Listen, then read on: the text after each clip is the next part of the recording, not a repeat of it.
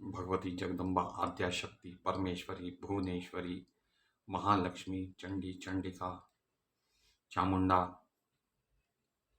योग माया महामाया सच्चित आनंद स्वरूपिणी देवी जी को मैं प्रणाम करता हूँ। तो वृत्रासुर का निर्माण त्वष्टा ऋषि ने किया, क्योंकि उनके द्वारा निर्मित एक अन्य त्रिशिरा नाम के एक मुनि को इंद्र ने ये सोचकर मार डाला कि कहीं ये मेरा पद न छीन ले। तो अब वृत्रासुर ने 100 वर्ष के युद्ध के बाद इंद्र को परास्त किया और फिर पुनः अपने पिता के कहने से दोबारा इंद्र को अपने मुख में डालकर निगल गया। तब जम्भाई का सृजन करके देवताओं ने उसको बाहर निकाला।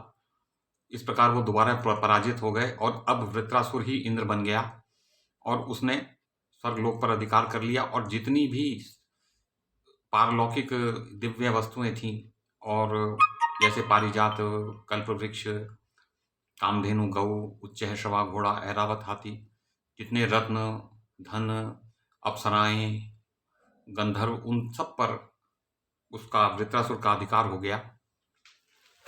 अब देवता घबराकर इंद्र के साथ ब्रह्मा जी के पास पहुंचे, जो उन्हें लेकर भगवान श्री विष्णु के पास पहुंचे।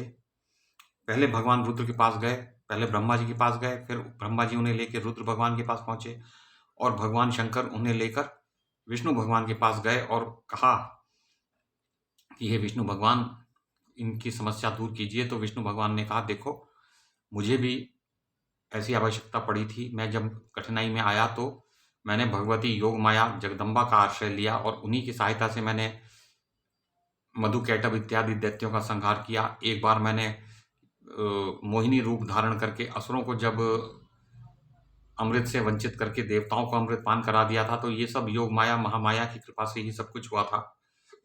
तो तुम इस समय वृत्रासुर के साथ मैत्री कर लो। साम नीति का आश्रय इस प्रकार लेकर तुम उससे भय मुक्त हो जाओ, जिससे कि वो तुम्हें मारे नहीं। फिर अवसर देखकर उसे मार देना और इस बीच भगवती जगदम्बा की आराधना करो।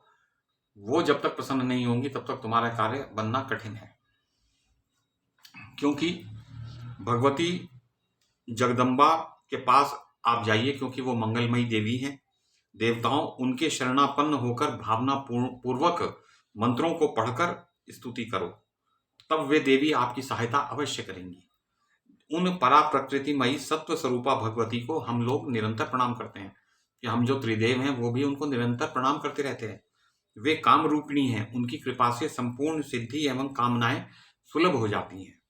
दुराचारियों के लिए उनके दर्शन दुर्लभ हैं। उनकी आराधना करने पर केवल इंद्र ही संग्राम में शत्रु को मार डालेंगे। मेरी भी आवश्यकता आपको नहीं पड़ेगी, क्योंकि मोहिनी स्वरूपा भगवती योग माया के प्रभाव से उस समय वृत्रासुर मोहित हुआ रहेगा। तो ऐसी स्थिति में बड़ी सुगमता के साथ वह दैत्य मारा जाएगा। परंतु यह सब तभी संभव है जबकि भगवती जगदम्बा प्रसन्न हो जाए। तो उनको आप लोग प्रसन्न कीजिए, अन्यथा किसी के भी मन की अभिलाषा पूर्ण नहीं हो सकेगी। तो संपूर्ण कारणों के कारण को अपने में तिरोहित रखने वाली वे देवी सर्वत्र विराजमान है। अतः बड़े आदर के साथ हे देवताओं, उन विश्व जननी देवी की उपासना में तत्पर हो जाओ और सात्विकी वृत्ति रखते हुए उन प्रकृति देवी की आराधना करो। तो तुम्हारे मन में सात्विकता होनी चाहिए, चालाकी नहीं होनी चाहिए, कोई बनावट, छल कपट, धोखाधड़ी की बात तुम्हारे मन में नहीं आना चाहिए। पवित्र भाव रखो। तो इस प्रकार परम प्रभु भगवान विष्णु ने देवताओं के सामने अपना विचार प्रकट किया। तब देवता सुमेरु गिरी के शिखर पर चले गए। पारिजात के वृक्ष उस शिखर की शोभा बढ़ा रहे थे। उस एकांत स्थान पर बैठकर देवताओं ने जप, तप और ध्यान आरंभ कर दिया। जो सृष्टि एवं संहार में संलग्न रहती हैं, भक्तों की अभिलाषा पूर्ण करना जिनका स्वाभाविक गुण है तथा जिनकी सेवा करने से सांसारिक क्लेश दूर हो जाते हैं, उन भगवती जगदम्बा की स्तुति करने में देवता संलग्न हो गए। तो अब उनकी उपासना करने लगे।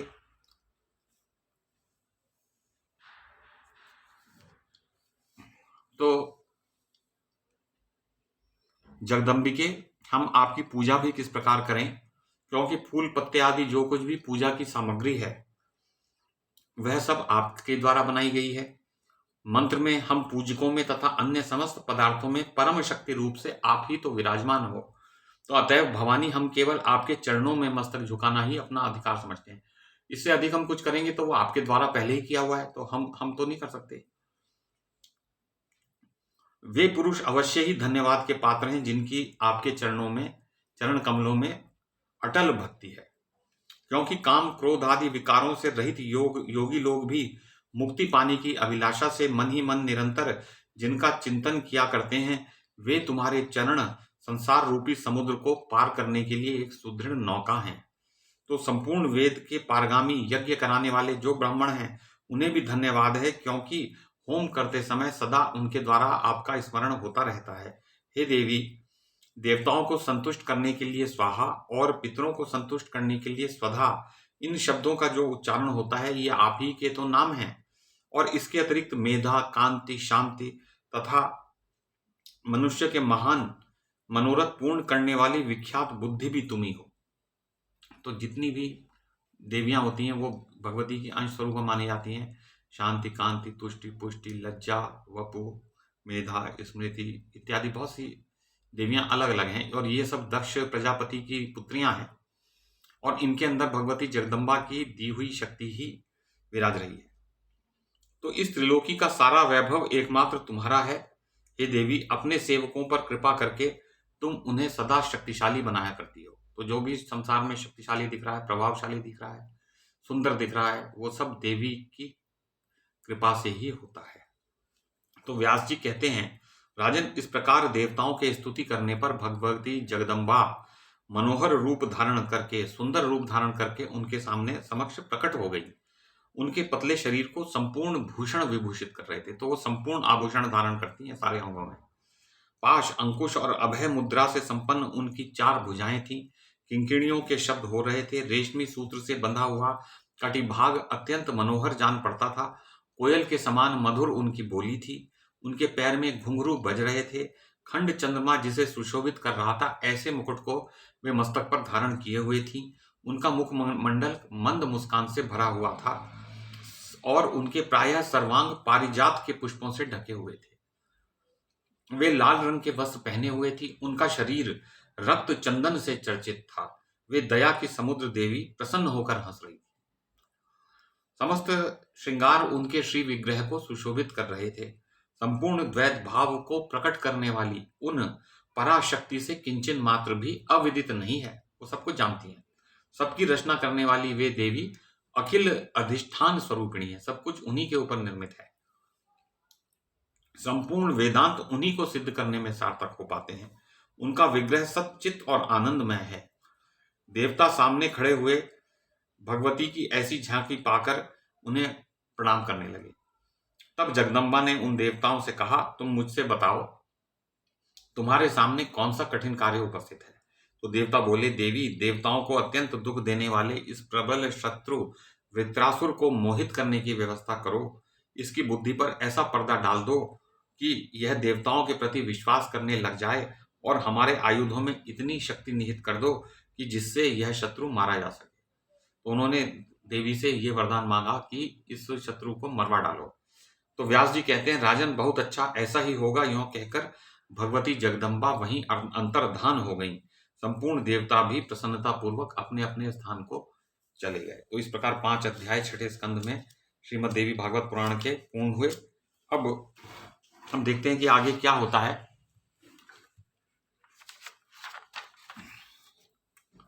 व्यास जी कहते हैं, राजन, इस प्रकार वर पाकर देवता तथा मुनि वृत्रासुर के श्रेष्ठ स्थान पर गए। वहां देखा तो वह दैत्य तेज से चमक रहा था, और ऐसा प्रबल जान पड़ता था मानो त्रिलोकी को भस्म कर देगा और देवता इसके ग्रास बन जाएंगे। तब वे लोग वृत्रासुर के समीप जाकर प्रिय वचन कहने लगे। उन्होंने देवताओं का कार्य सिद्ध करने के लिए साम नीति का आश्रय लिया था, जिसमें दूसरे को समझा बुझा के अपने वश में किया जाता है। अतएव उनके मुख से बड़ी ही सरस वाणी निकल रही थी। उन्होंने कपट भरी बड़ी ही मधुर एवं सरस वाणी से वृत्रासुर को संधि करने के लिए मना लिया।